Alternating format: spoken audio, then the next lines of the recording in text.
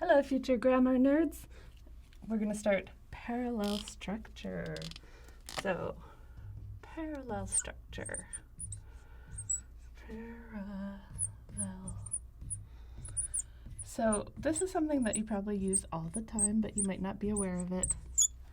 For example, you can write a sentence out the long way. This would be the long way. You know how much I like snacks?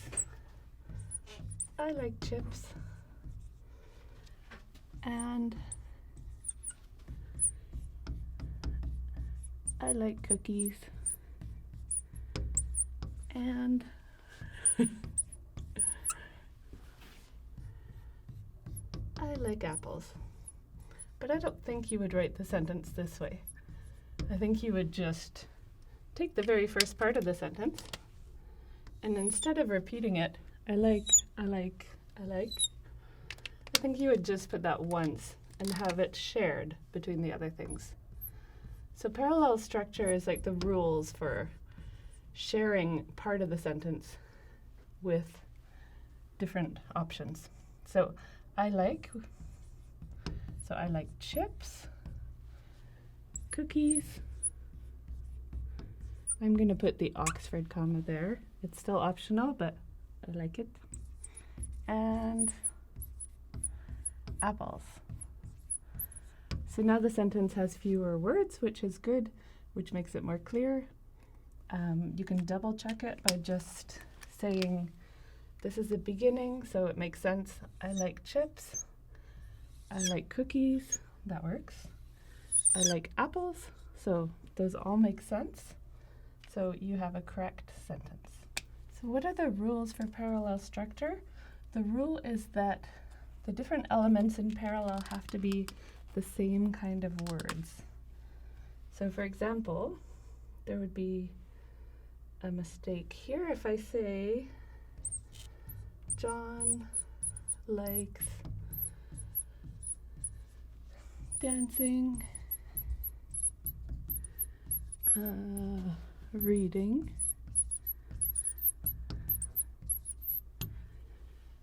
and to sing. So which one is not like the others? You have dancing, ing, reading, and to sing. This one is not the same. So you have to get rid of this one and make it the same as the others. So, and singing. And now it's correct. So that was an example of parallel structure just with single words, but it can also be parallel structure with a phrase, a small group of words, or even a clause that has a subject and a verb. So here's a much longer example. So the coach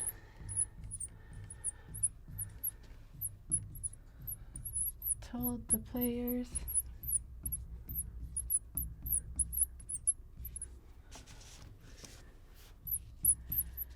they should, you know, coaches like to give orders. So before the game, they should get a lot of sleep.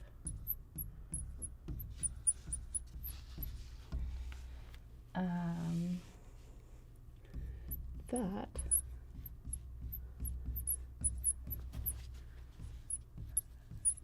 they should not eat too much. Notice two with two O's, not just one.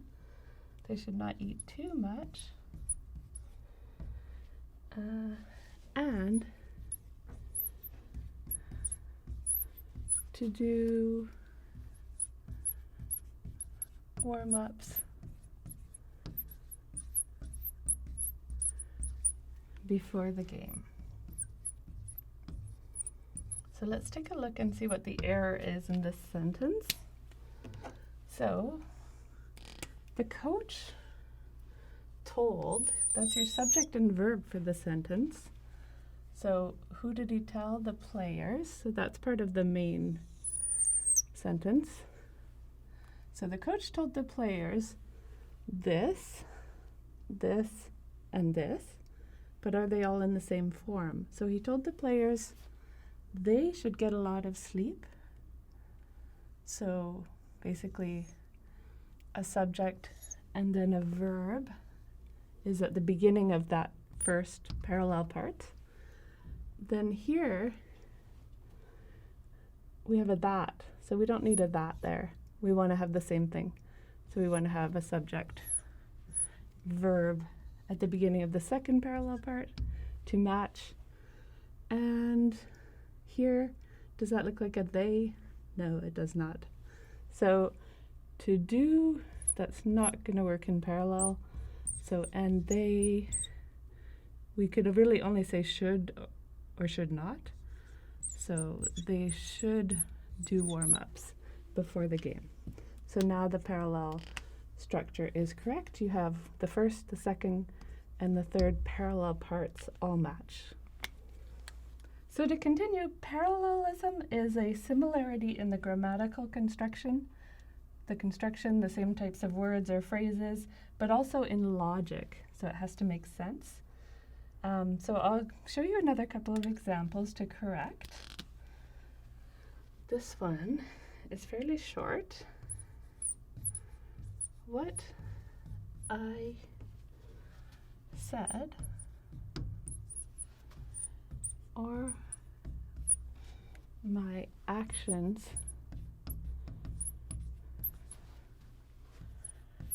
upset, let's say, the class. Okay, so which part is in parallel? Can you tell?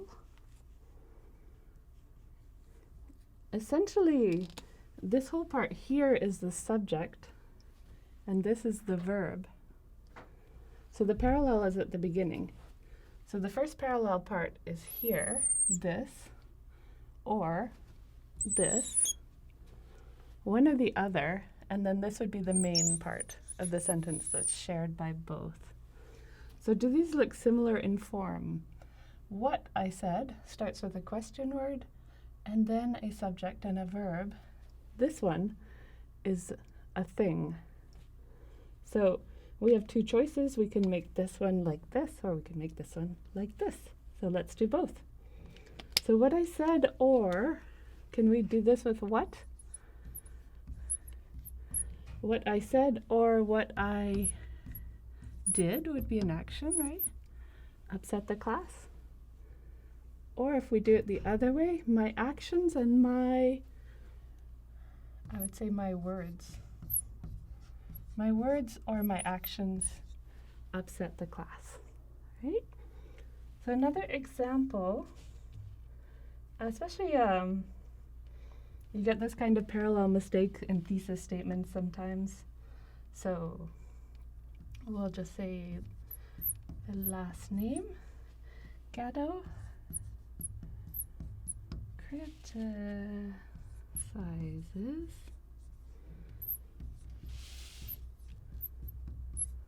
public schools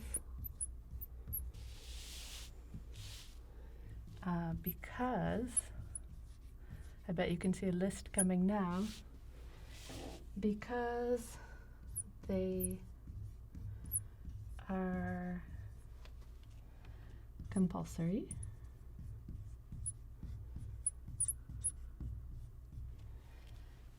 funded by the government. I'll just do a short government here. And destroy students,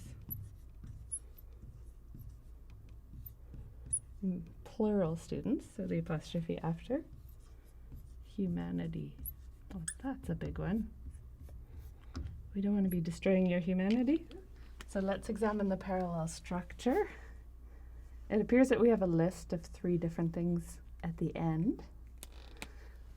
So the main part, the part that's shared in parallel, would be all of this. So Gatto criticizes public schools because they are. So we don't have to repeat they are this, they are that, and they are this. We can just put that part as shared. So the first part here, compulsory, is an adjective. The second part, not an adjective. And the third part, not an adjective. So now you have the choice. Are you going to change the first one to something else, or are you going to try to, why am I taking away the comma? Hey? So are you going to change the first one to match the others, or are you going to change the others to match the first one? I think we could word them to be adjectives. So funded by the government as an adjective would be government funded, just like the compound adjectives that we did. And destroy students' humanity would be, that is maybe like a touch extreme as well. So if you want to keep it sort of extreme, you could say humanity destroying. But if you're doing an academic essay, you might want to choose something a little less subjective that you could prove. So you might want to say something instead like with strong norms, like normalizing, for example. So as long as you make all three adjectives, then you've corrected the problem. Or if you've made all three anything that is the same kind of word, it works. Okay, to continue with the parallel structure, something where people often get confused is correlative conjunctions. What is that?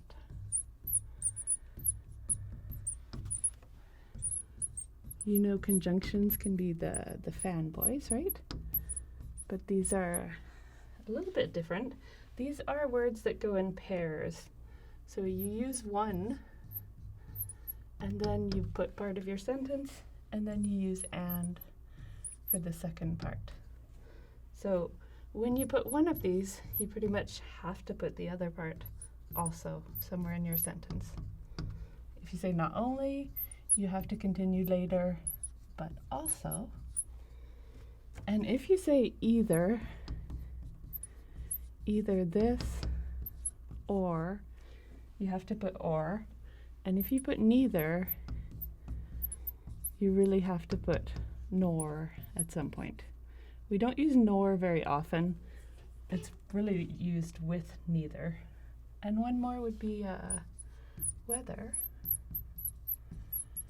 and or. Whether we go play tennis or have dinner. So an example of how this works, you could say, I like not only pretzels, but also, now before I put something there, I'm going to examine my structure.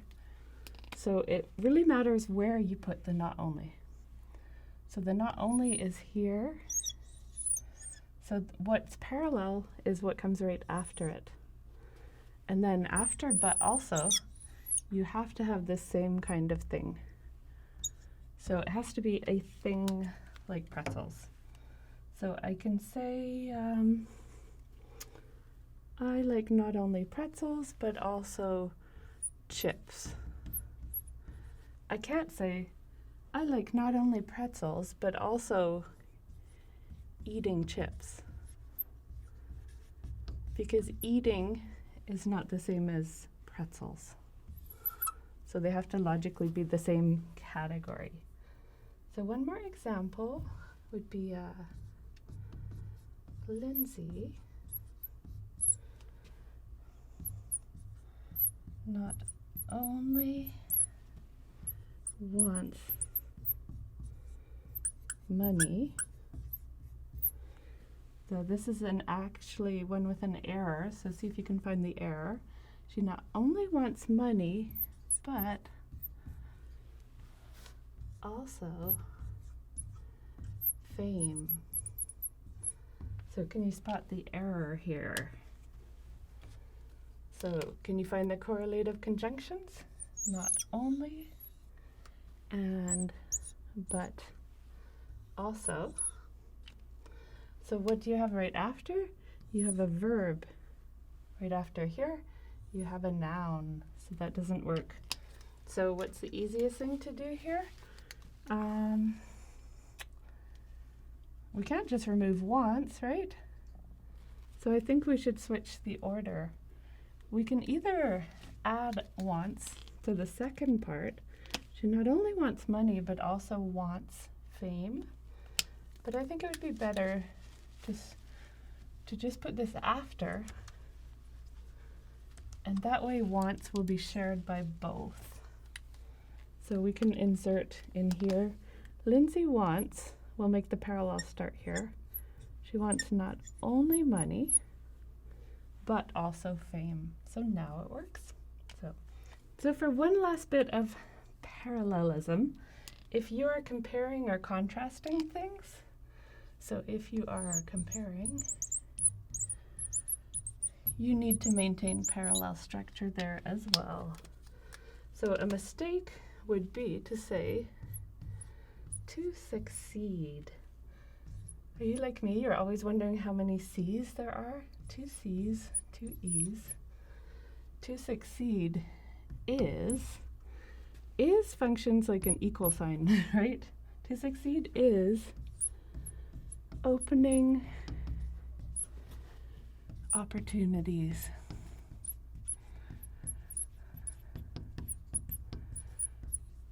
So with this equal sign, you have to have the same kinds of things on both sides. So to succeed, you have an infinitive. To succeed is, on this side you need to open, right? And now it matches. The same if you say better than or worse than. So for example, he likes dancing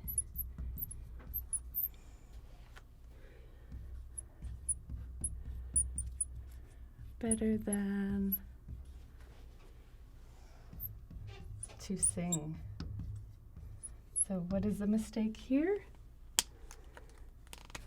Better than is a comparison. So we need the same thing on both sides. So he likes dancing better than singing. So that one's fairly straightforward, but you probably write more complicated sentences than this. The same rules apply even when your sentences are longer and more complicated. So just keep an eye out for that. So that's all for now. Later, grammar nerds. Woohoo!